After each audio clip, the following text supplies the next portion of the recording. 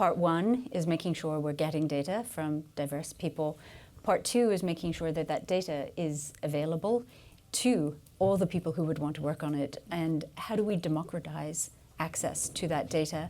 How do we make sure that, you know, if you are working at a prestigious university with all the best tools at hand, you can create insights, but also you maybe, you know, have fantastic ideas without being equipped and without having the fortitude of an institution like that behind you.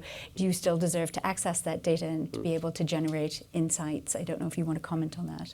Yeah, well, when Emily and I first met, she was still at Answer ALS, and we worked together to put the Answer ALS data set on the Alzheimer's Disease Data Initiative's data sharing platform.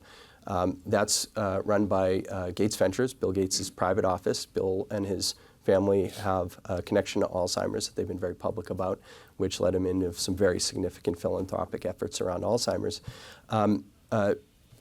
The point of putting it on these data sharing platforms is that, and that's not the only one, there are many constructive efforts going on around the world and in the US, but many of them have free workspaces associated with the data sets so that a talented researcher from anywhere in the world can log in, get a free account, and use free compute to answer an interesting scientific research question. They can bring in data of their own as well to combine with those data sets.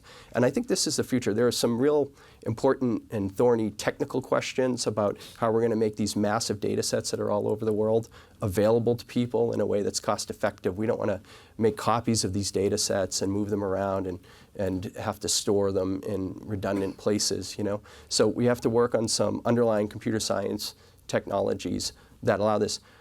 The neurodegeneration research community does not have to solve this problem alone. These things are happening out in the computer science world. But what we need is an interface, and 10,000 Brains hopes to be a constructive player in this, bringing those very important advances from the broader ecosystem in so that the neurodegeneration research ecosystem knows that they're out there, can use them, give them the training they need to leverage those solutions as well.